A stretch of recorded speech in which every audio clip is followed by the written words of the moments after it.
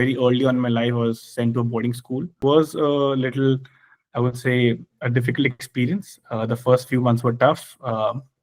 You're obviously homesick a lot. Um, but I think eventually you got used to it because you realized everybody in the school was in the same boat. Your kid is just what 8, 9 years old. Yes. He's not even learned to make his own bed, and he's been sent to boarding school. By the which taught you to do all these things on your own at age 10, which is making your own bed, washing your own clothes, washing your own utensils. So a lot of great experiences definitely in the boarding school. Interesting that happened was after my third year of college, I actually took a break. So I did not complete my fourth year. I took a gap year. And the reason was had seen a lot of my friends who'd gone abroad to the US, to Hong Kong, to Singapore, who also had taken this option. So in US, there's a very common thing where people after a few years of school or college take a year gap and gives them new perspective about what's out there, right? So one thing that happened to me was that after my third year of college, I was not sure what I wanted to do after college. And I just didn't want to get into placements immediately. So I took a gap year from college. So that's how I completed my 5 years of Amity. I would say not that mistake in the past, right? Where I've had a good candidate on paper on based on the skills, but it did not just fit well, right? I did not do like a good job of doing a culture check. And when we had to let the candidate go, it was a bad experience, not just for us, but also for the candidate, right? More than best fit, you need to look at right fit when you're looking at hiring candidates.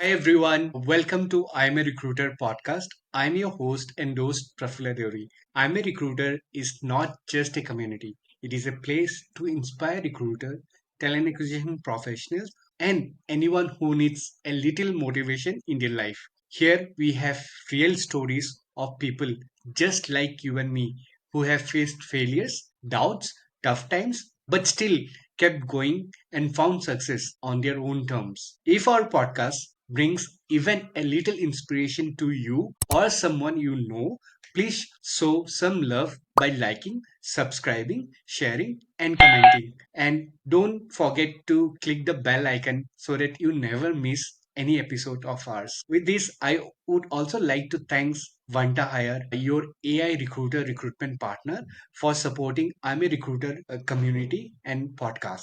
To reach them, please visit www.vantahire. Email them at hello@vantahire.com. So let's keep learning, growing, and making a difference together. Now let's start today's conversation. Hi, Abhishek. Welcome to I'm a Recruiter community podcast. We are really excited to have you as our guest. So, to our audience, Abhishek is from Northeast, that too from a very nearby town called Jorhat. So, I stay in Sibsagar, he stay in Jorhat. So, he is our third guest from Northeast. So, I am really excited. Plus, he is also building something very nice product, I would say, which is very helpful for the recruiters as well as the candidates. So we'll talk in depth about what he's trying to solve and all those things.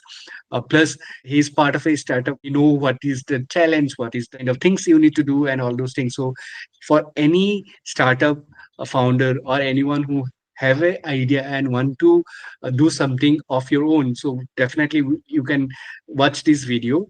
We hope that it will be a useful video for you.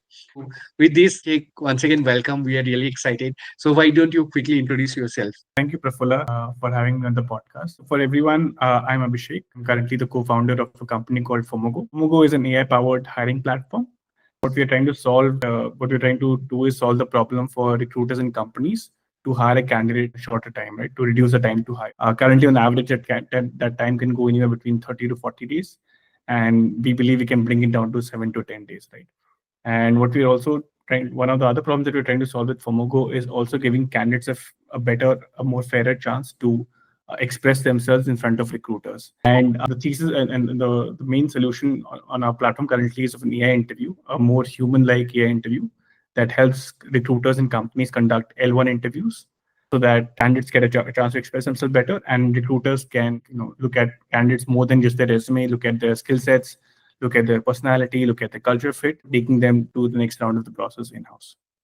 And before Fomogo, I was involved with two other companies. It's called EduFund. At EduFund, I was leading technology and product. Fund was a fintech company helping parents invest for the child's education. Before Edifund, I was in a company called Five Farm. It was an indoor hydroponic automation company. We would help indoor farms automate their climate control, increase their farm yield. Right. So yeah, that's a little bit about myself, mostly my professional background. Thanks for the quick intro, Abhishek.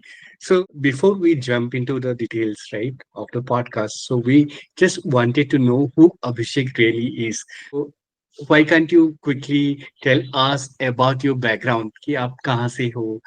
Born and brought up कहाँ पे हुआ था? Then what is your family background?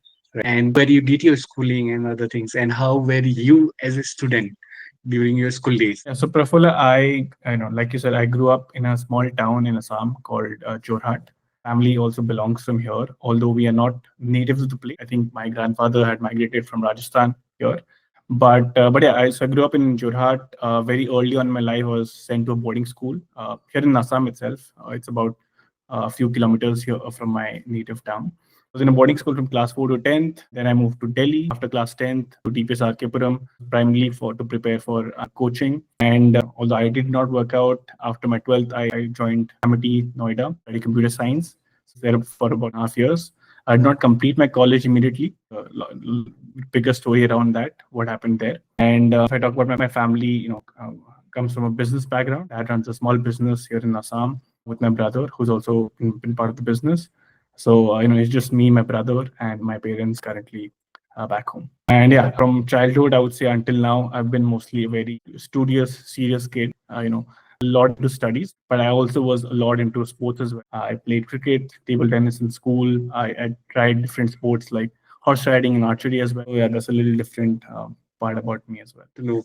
So, like, how did you get into sports? Like, what have made you in love with sports? Because many studious kids, they just keep studying and reading and keep them engaged with books and other things only. But you also mentioned that along with studies, you are good with sports. I think it is all because of my boarding life. Since I went to the boarding school, because boarding school life pushes you to do everything. So your classes got over at 12 o'clock, 12 p.m., 1 p.m. usually, and then you had the entire day, and you could not just sit by yourself, right? Like you could do at home. Push to play different sports. So it started with cricket. Obviously, everybody plays cricket in India, but then our school actually had the infrastructure for other sports as well, like volleyball, hockey, football, table tennis, horse riding. So, it just gave me the, I said, why not try this out? And then eventually, sport after sport, I started liking each of them. And yeah, I mean, usually, at least in my hometown, not every kid gets to experience sports Yes, like yes. horse riding, archery. So that was a big deal. Pulled to my school, and plus again, your environment again, like your environment helps you a lot to get into this. Then later on, I realized how important that was because sports allowed you to, it built a competitive spirit in you, and healthy competitive spirit with, just keeping you physically active, right? Which is also very important, which helps you in other aspects of your life as well. Agree, 100%. Because whenever your mind is fresh or relaxed, you can do multiple different things as well, right? If your body and mind is not supporting, you can't focus on anything, right? So Correct. definitely mental health, mental fitness is important along with physical fitness, right? These days, I think people are focusing on mental health. Earlier, it was kind of a taboo that no one give the priority about mental health and other things, and hardly people talk about mental health earlier, right? But now with lots of communication channels and lots of social media and other things, the awareness have increased, and I think which is a good thing.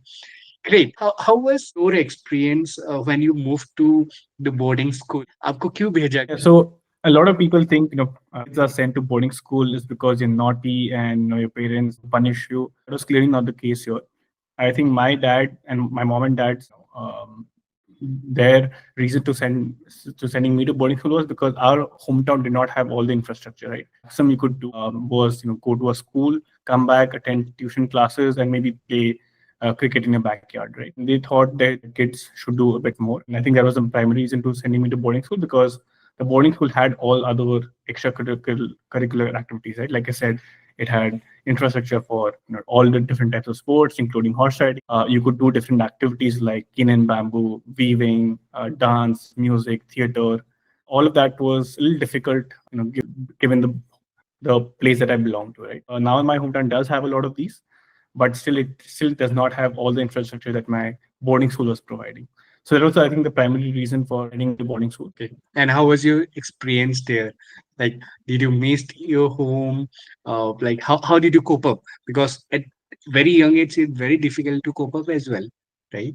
Yeah, that's true. So, class four, the first time I went, it was a little, I would say, a difficult experience. The first few months were tough. You were obviously homesick a lot, but I think eventually you got used to it because you realized everybody in the school was in the same boat. All were, away from home. And I think the experience for me was very good because for the first time in my life, I'd come across people who did not belong to my community, right? All come from very different backgrounds, very differences, and to interact with them, mingle with them was a very different experience. It took a while to break that ice, but then eventually, by the time I left school, I had friends from all different places in Northeast, right? And I think that again would not have been possible if I was not in a boarding school. And yeah, about from the first few months, which were difficult, when I wanted to actually come back, I tried to call my dad. The good thing is that boarding schools don't allow you to call your parents that frequently, Yeah. only like once in a week, because they realize that every kid would want to come back. So I think that allowed me to extend my stay week after week, and then eventually it became almost 7 years in my boarding school. I think definitely hats off to your mom and dad, right? Because now since I have my own kid who is like 2.5 year old, staying away from your own kid, like they have to have a lots and lots of courage as well, right? Correct. Because it's not a very easy decision, right? Because you know that you have to sacrifice lots of your own time as well, right? You love your kids so much, still you can't see them because of their because you want them to grow in a nice environment. So Right. that is a huge sacrifice from your parents for sure. And you might be young, we might not have understood that. But since now we have seen different things in our journey, now we realize that like it's not easy. And being a parent myself, it's definitely very hard, right? For sure. That's the reason they did not send my brother. So he missed out on that. Only went outside after class 10th. They still wanted somebody at home. But still, I can definitely understand from parents' perspective now that it's not easy, right? Especially your kid is just what 8, 9 years old, not even learned to make his own bed, and he's been sent to boarding school, which taught you to do all these things on your own. Age 10, which is making your own bed, washing your own clothes, washing your own utensils. A lot of great experiences, definitely, in the boarding school. Yep. So was there during your schooling days, was there any moment where you felt that you are like failed a lot or were not able to cope up, and how did you manage to go out of that situation? Yes. So, I mean, the thing with me was that I was academically decent, right? So, at least in the academic field, I did not feel that I was failing a lot. Yes, I was not winning a lot. I could say I was not topping the class all the time.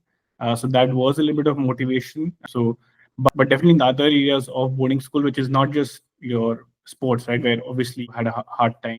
You were not doing good sometimes, but there were other areas of boarding school which can be tough, right? So waking up at 6 o'clock initially can be very difficult. Doing it consistently or hard. I'm not saying waking up was a hard thing, but like I'm saying there were routines that needed to be followed. There were some instruction that needed to be followed from your seniors, from your teachers, which cannot be easy. And there's also the whole boarding school. There's a whole ecosystem. There's a whole tradition of I would say bullying or ragging a little bit, which is not very prevalent these days, but at least in Yeah, my yeah. was a bit hard initially to cope up with.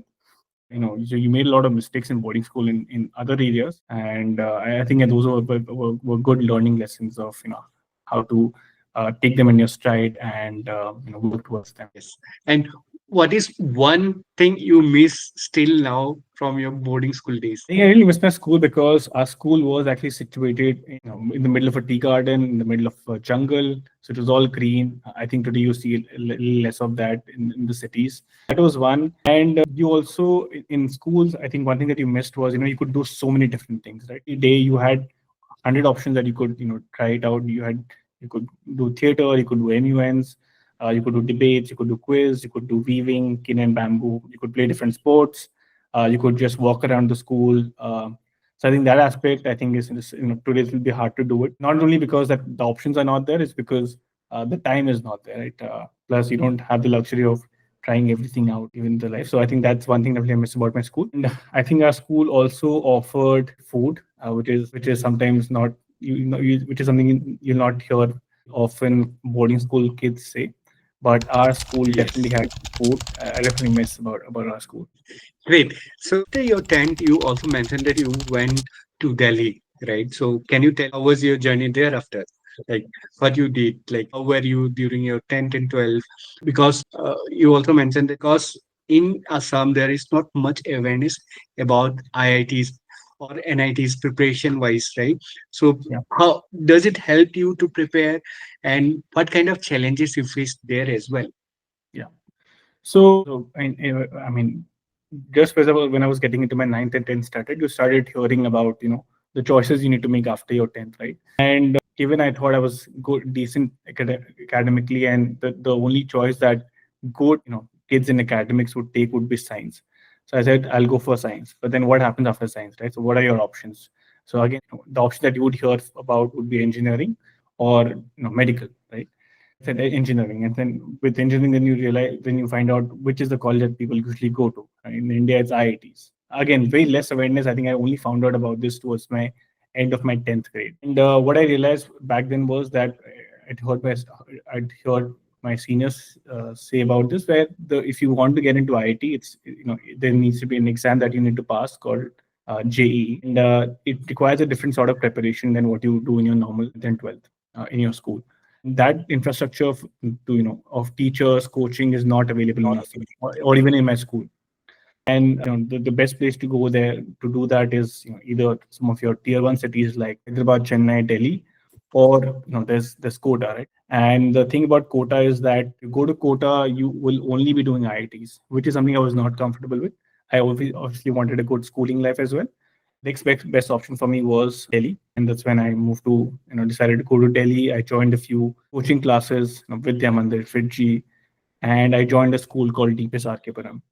That was my reason to move from Assam to Delhi, which is primarily for IIT coaching. But once I started doing IIT coaching within my school, I realized I was not made for it. IIT requires that 8 to 10 hours of continuous preparation. Although I was an academically inclined kid, but I was not somebody who would study every day, right? I was more of a last minute preparation student, one day before studying. So I said IIT is definitely not for me.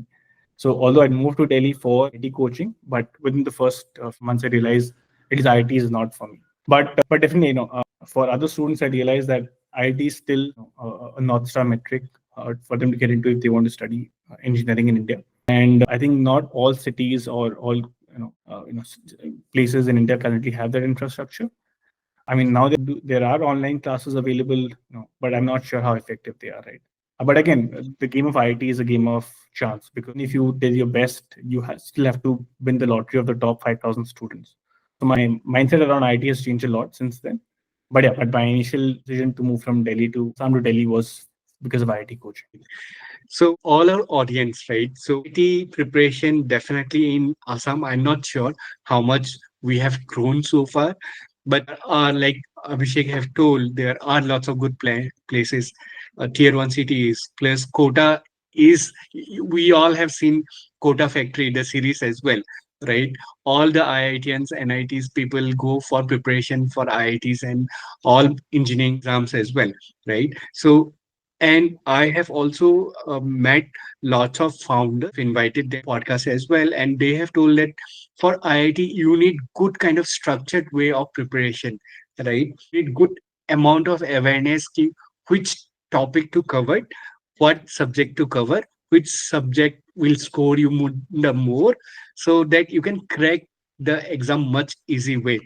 So I believe that for students out there in Assam, if you are wanting to focus for IITs, please start preparing from now and move to different places where there is more awareness, more chances for you to know about the things. And once you know about the thing, it's much easy to plan and crack the interviews, right? Yeah. I'd like to add one point about IITs. It's definitely not a, it's definitely like a good thing to aim for IITs, right? I think a mistake a lot of us make, and I think I also had made it initially, not having a second and third option, right? So everybody has to realize that IITs are still limited by number of seats, right? It is Yeah. not, Yeah. if everybody gets a 90% score, the top 5,000 will still make it, right? So just having Yeah. a 90% score in an exam will not really get you into IIT. So it's very important to realize, I mean, aiming for IIT is not a bad option. It's not a bad thing. but always have a second and third option, so that you know that, okay, what if I don't get into IIT, this is like something I can do, and this there's a lot of things that you can do right today.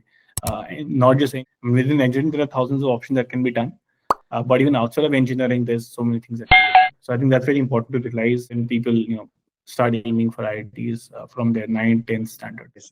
And I totally agree. ने भी engineering किया है, अभिषेक ने भी engineering किया. We are not from IITs, right? Still, we are doing good in our life. When with business startups, there are lots of different opportunity, right? So for parents as well, अगर आप खाली ये सपना देख रहे हो कि आपके बच्चे लोग IIT के लिए ही है, तो वैसा नहीं है.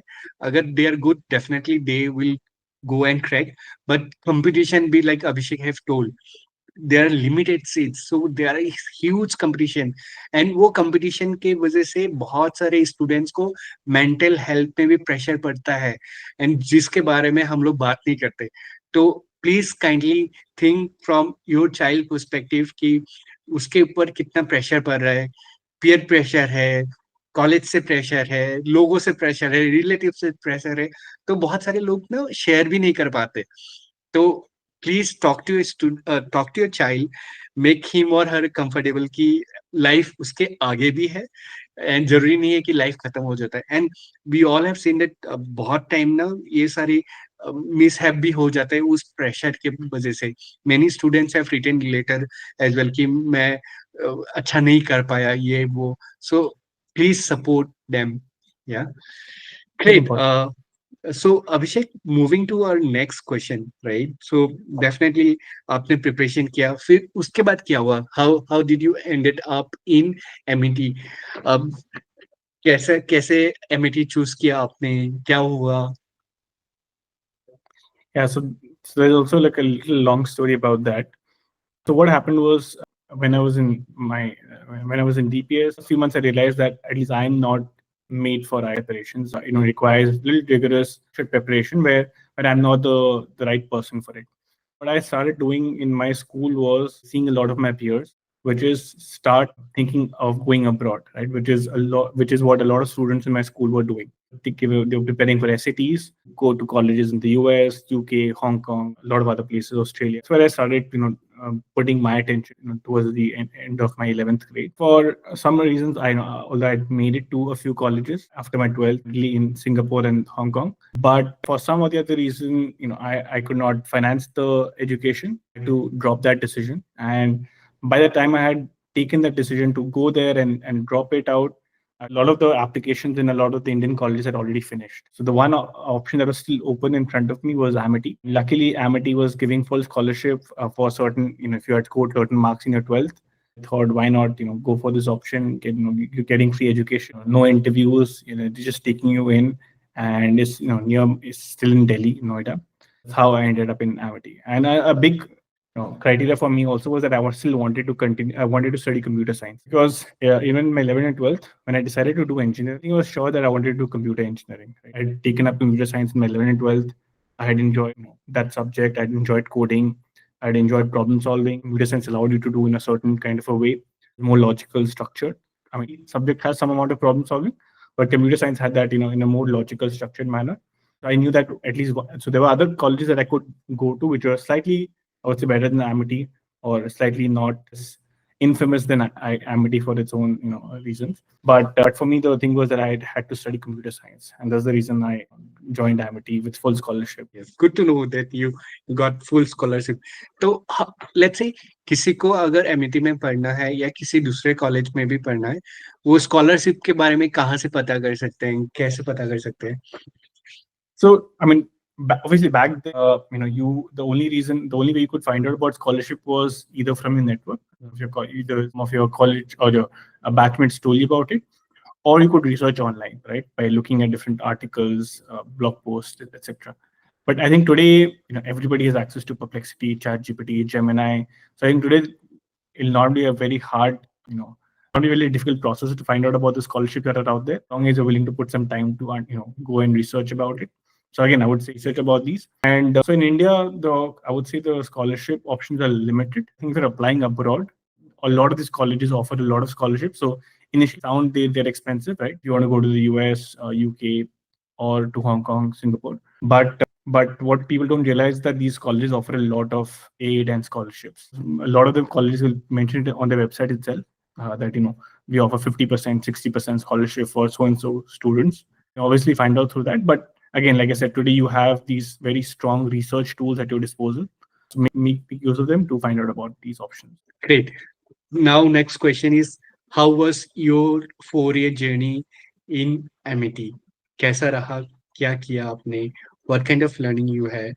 Did you enjoy it? Because for me, as an engineering student, I enjoyed a lot. मेरा बहुत बड़ा एक ग्रुप बन गया था. Even though I was from Assam, Assam से काफी कम स्टूडेंट थे. मैंने देहरादून से किया, तो काफी लोगों से मिलना जुलना हुआ. अक्रॉस डिफरेंट, जैसे आपका भी हुआ था, अलग अलग प्लेसेस से लोग आते हैं, तो काफी अच्छा बॉन्डिंग बन गया था. How was yours? Biggest takeaway from my life at college or at Amity was the friends I made. Sure. I think, I mean, Amity is a very good private college. Infrastructure it provides. And what I realized was that every college in India is only good as its students, right? At least I was lucky enough to be surrounded by friends who were motivated, ambitious. So I had a good time in Amity. I made a good bunch of friends. Got to explore a few things as well. I started traveling a lot in college, doing hikes and treks in and around Uttarakhand, Himachal. So that's how I spent most of my college life. But I think one interesting that happened was after my third year of college, I actually took a break. I did not complete my fourth year. I took a gap year. The reason was I had seen a lot of my friends who'd gone abroad to the US, to Hong Kong, to Singapore. Also, had taken this option. So in US, there's a very common thing where people after a few years of school or college take a year gap, gives them new perspective about what's out there, right? So what happened to me was that after my third year of college, I was not sure what I wanted to do after college. And I just didn't want to get into placements immediately. So I took a gap year from college. And what I started doing was I started working at different companies. And luckily, the first company that I joined as an intern, it was this 5 farm company, my first company, which was based out of Bombay. They were automating hydroponic indoor farms. Basically, had just two co-founders back then and one other person who was looking at operations. I joined them as an intern. They liked my work. They invited me to Bombay. I was there for a year working with them on the product, having no knowledge about the engineering that they were using, but learning it on the go. Eventually, that turned out to be a 4 year stint at that company. So I took a gap year after my third year of college, and the next year I did not really come back. So I was just doing my online exams. I was still continuing to work for the company in Mumbai, but I came back just for my exam in Amity. So that's how I completed my 5 years of Amity. I would say not 4 years, but so that was like an interesting turn of events in my college life. Yes.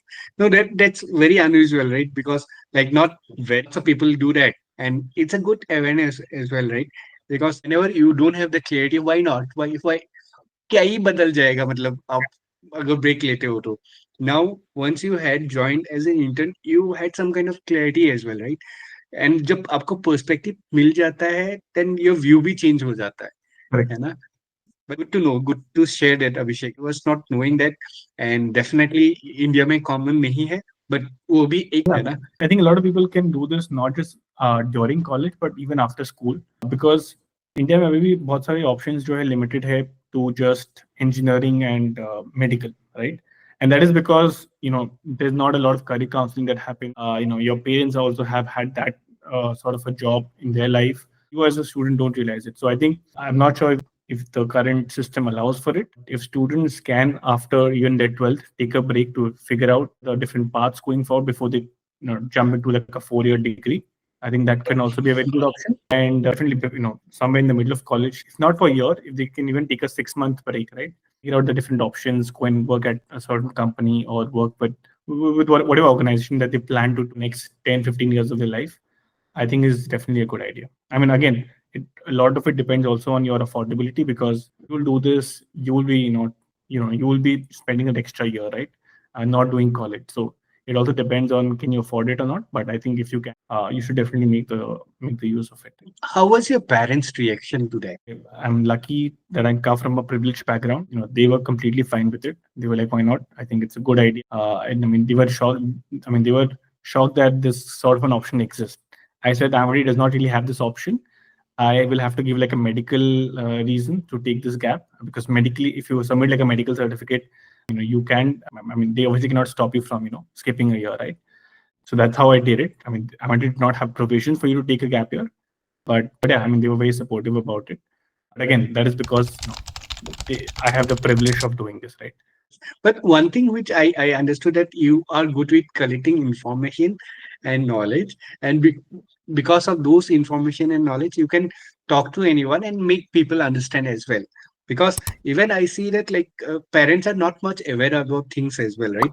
They are in a very traditional mode in general, right? But definitely, thanks for sharing that. I'm sure a student might take these steps. It might help them in their life as well.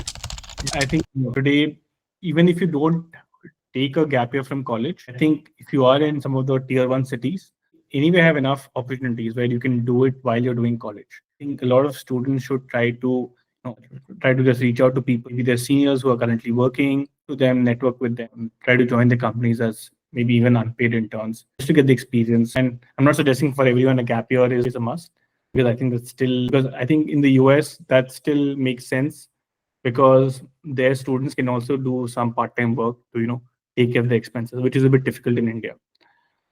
So yeah, you can still continue to, let's say, do some, get some experience while in college. Why not? And people can start from as early as their first year of college. You don't have to wait until the fourth year or the last year to, let's say, do any sort of work experience. And now, since you have started doing an internship, then you there for 4 years. Like, what happened? Like, you liked in that internship and things saved for you. Yeah, I think, like I said, I was the first technically engineer to join the company. I mean, the co-founder was also from an engineering background, but I think for the first day, he just handed over me thing and handed over the things to me. Or like I had no idea about the technology that they were working on. But I just in the first few months I started tinkering with it, figure it out, and I think that gave me a little bit of a boost. I was able to figure these things out very in a very short amount of time. Then over the next 2 3 years, I eventually got to build out the team, people in the team. I was, he trusted me to not just do things on my own, but also build out the team, right? So I think all of that, helped me stay with in the same company for 4 years. And I think the technology that we were building was new. I think hydroponic farming was just picking up in India. When I would talk to a lot of people about it, everybody would be, surprised of that something like this exists. So hydroponic farming is basically farming with water. Use water as a base rather than soil. And it has its own sets of challenges. It gives you a very good yield, a good quality product at the end. So I think yeah, the product was very good. It was getting to a lot of things. And for me, I think learning was the biggest factor keeping me in the company. And so yeah, I continued with it for about 3.5, 4 years. At that time, how did you find the internship opportunity? Yeah, so I mean, luckily, I think it was the first a company that I reached out to offered me the internship. It was not like I was so I think I remembered. I think there was a platform called AngelList. Now the name has changed. Yes. AngelList, I'd heard from somebody that it's a platform. It was an up and coming platform specifically for like new age startups looking for candidates. So yeah, so I looked at a bunch of companies and applied there. So he just called me. He said, "Can you code?" I said, "I know a little bit of coding from school and college, C and C plus, right? Not the tech stack that they were working on." He said, "That's fine. If you can learn it, that's completely fine. I'll give you some work to do." He gave me some work to do. It took me a few days to figure it out, but I was able to do it. He liked it. He was like, "Let's start working together. Why don't you come to Bombay? I'll give you some money as well." Yeah, that's how it started. So yeah, I did not do that much of an effort. I think both the jobs I'd gotten as the first company that I applied to. Even my second company was through the same platform. The company I reached out to, this is back to me. Things worked out, and very similar trajectory there as well. I was the first engineer. That's why I eventually got to lead the team in my second company as well. So across both the companies, have actually never had a typical boss. I have always been the one, building and growing the team. Nice.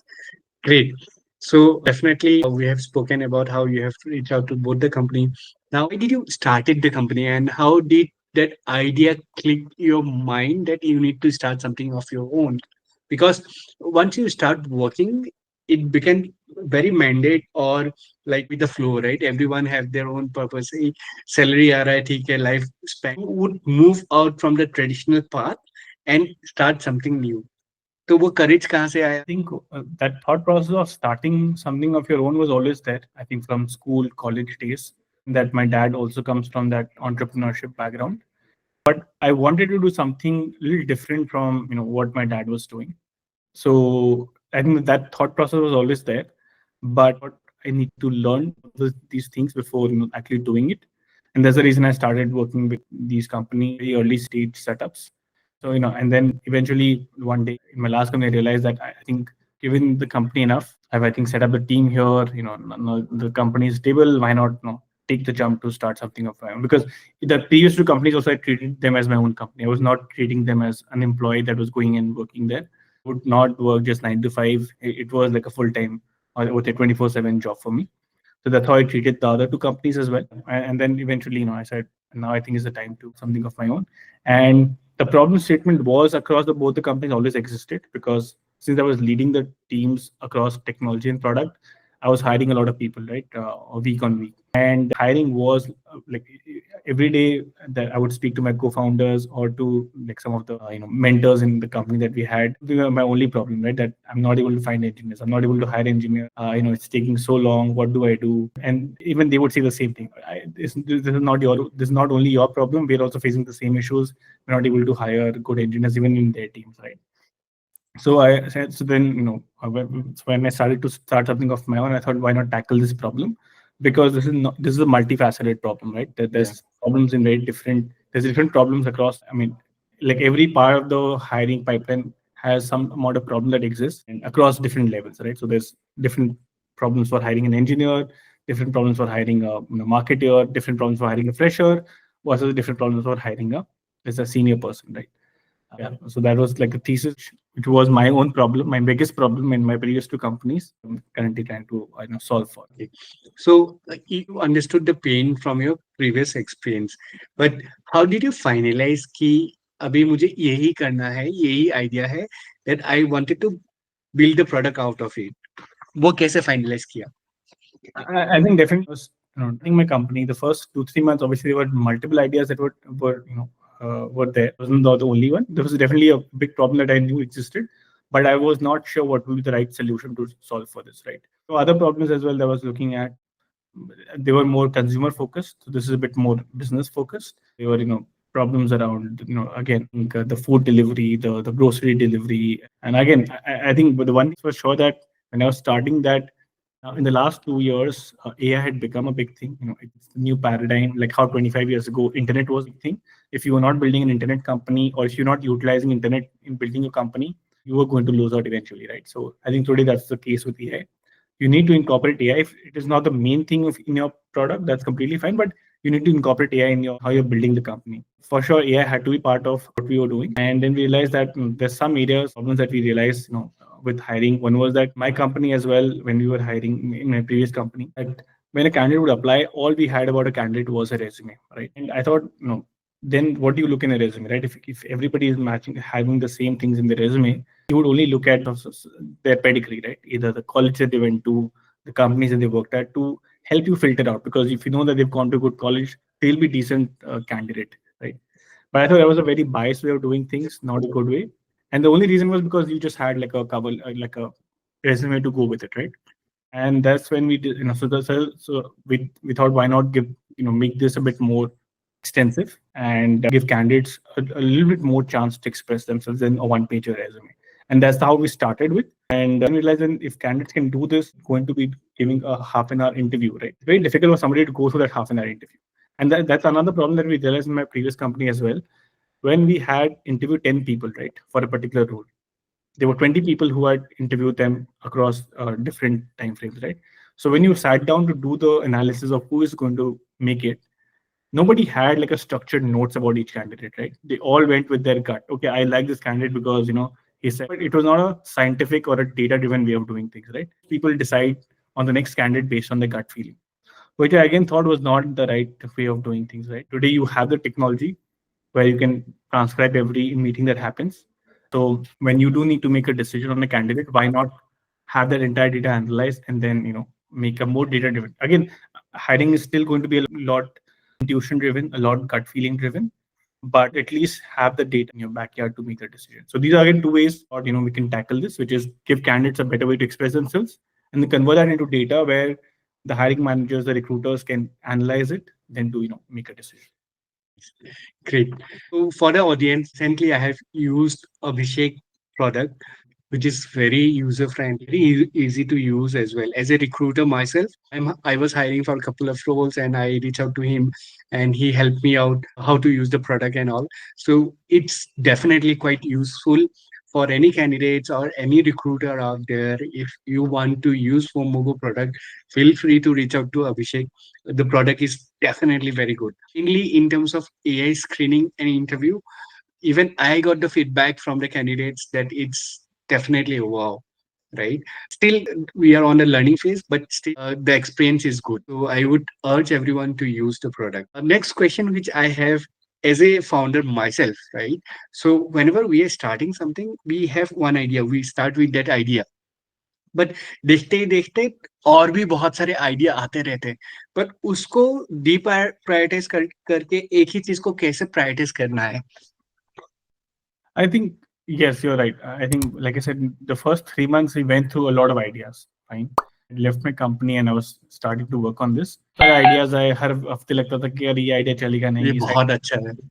already there are 10 market. And you go to the second idea and you realize there are 100 people doing the market doing the same thing. Again, you will feel the market is not big enough or small enough. There'll be 100 ways for you to not work on that idea. But I think if you know the problem exists, even if there are 1,000 solutions, it doesn't matter, right? Nobody has solved that problem today, right? Because if it was solved, then other people will not be doing just one product. I think Google solved the search problem, and that's why in the last 20 years, nobody worked on a search product, right? Unless that search has been solved at the level of Google, there's always a room for a product to be there and the problem to be solved. And hiring is an age old problem, right? I think since people started, hiring has been an issue.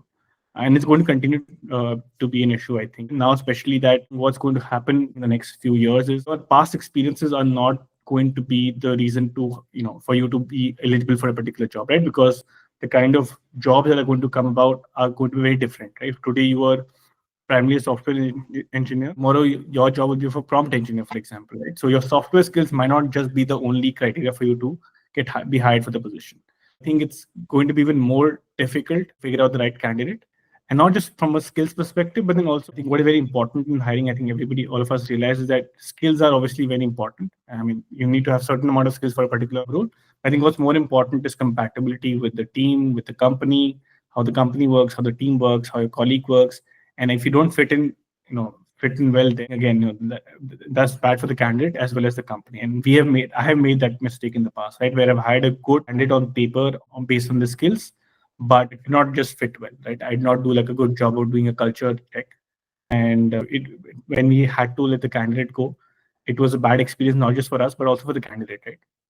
And that's why we believe that there is no best fit. We feel there's a right fit, right? Where more than best fit, you need to look at right fit or looking at hiring candidates. Yes. So I think we are almost on a time as well. So I have just couple of more questions, right? So what is the biggest challenge when you are starting any startup? क्या किस type का challenges आ सकते I think today, I think a few years ago, I would say there were a lot of challenges, which was not. I mean, I would say the first challenge also was just about building the product, right? So you had to have some expertise in building a service or a product. If you were building a technology product, you need to know how to code. But I think today those barriers have gone away. So I think what today a big challenge I think for any startup would be figure out if there's a demand for the problem, all right, and is your solution fulfilling that demand or not, right? And I think before you even start building the product, I think we also made this mistake of not doing enough conversations with our customer. I think definitely the first challenge I think is just talk to the first 50 customers, that your potential customers, and try to pitch them the solution just on paper, not as a workable product, and see if they'd buy it, right? Go with that. Then the other challenge is like obviously finding the right team. I think for every startup, idea is only at a particular stage where it gets you. I think today ideas are dime a dozen, a lot of ideas available. But I think the first set of team that you're going to build will be very important. I've realized this working in the previous two companies where how important the first 5, 10 people in your company play. Because even if your product changes, your idea changes in a year or two, if the team is there, they will be able to handle it. I think for a lot of the large companies, it has been there where the initial idea was something very different, but then they were eventually able to pivot and move on to like a different idea. So I think, yeah, definitely the first challenge is to know your customers and figure out a way to do that, which is not easy. Because if you get to the first 20 customers, I think then it will be a bit more sorted for you. Yeah, agree. So, as a first time founder, we are also trying to do the same thing. We are just talking to lots of mentors, build our prototype, then we are trying to share those prototypes with the mentors, collecting feedbacks, plus some of the potential customers as well, trying to collect the feedback. Because the idea is in our head, we don't know whether it will, like you have correctly mentioned, हो भी सकता है नहीं भी हो सकता है चल भी सकता है नहीं भी चल सकता है बहुत सारे पॉसिबिलिटीज है ना वैसा problem which I have seen that lots of people talk about finding a right like you have told right finding a right team and the team start with the co-founder itself right so how did you find your co-founder or a co-founder. So, I mean, luckily for me, my co-founder is my friend from college, one of my best friend. We met actually on the first day of college itself. So we've been friends since almost 10 years now. And so for us, we worked, we not only, went through college together, but we also worked in our first company together. So we also have that working relationship. We've also, shared a room together, so shared like an apartment together. So I think for me, I think the most important aspect when I was looking for a co-founder was compatibility. Because I think you'll figure out because no two co-founders will have all the skills needed, right? You can obviously find complementary skills. But I think what's more important to I think find is complementary personalities, right? Because I think that will have a bigger impact later on. Because if you or your co-founder don't have a particular skill, you can always go and find a third person or fourth person later on. But compatibility is different because for a company, every bit of culture will start from the co-founders, right? The two co-founders that are there. Very important that the compatibility exists so that the culture is not very, is not going in a very different way. Culture decides how the company grows, how the team grows. So compatibility, I would say, as the first thing. If you can find complementary skills, why not look for that? And then beyond that, it's trust, right? You trust your co-founder because if things don't go right, he's somebody who will not just abandon the ship, right? He will continue with you. All of those are things are also very important. Yes. So even when I was having an idea, so I registered myself into Y Combinator, and there also you have the option to find your co-founders as well. And like what Abhishek have told, the trust is definitely important, right? The relationship is definitely important, and always good to have someone whom you know as a co-founder than finding someone whom you don't know. Right. And if the co-founder have the complementary skills, definitely it's a plus point for sure. Right. Great. We are almost there. Last piece of advice for our recruiter friends or anyone who is trying to build something on their own from your experience. I think I myself don't come from I'm not a typical HR or recruiter, but I have played a huge role in in hiring in my previous companies. So one definitely I think advice that I have for recruiters as well as candidates is don't just I mean when you're hiring candidates, you're looking out for a new job, just look for the best person, right? But he goes an IT and or has worked at Google, Facebook. I mean, yes, he will definitely have the skills for sure, right, for the job. But you're not hiring for just skills, right? Because you need to have a person who's going to be there in the company for long term, right? If somebody's there for a year or two, it's technically a loss for your company, right? So you need to find out somebody who can be there for 4, 5, even more years, right? And for that, I think it's very important to understand the compatibility between your team and the person. And for that, it's very important your team and you are able to express that out either in a job description or wherever you're putting out your company's information, right? So do get that out so that you're able to find a better match between the candidates. And secondly, obviously start adopting technology, right?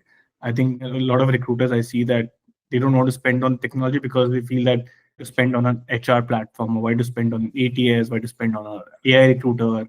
I think that amount of time you'll save and the amount of extra information that you'll get about each candidate would be worth than not having to hire a candidate for 3 months, right?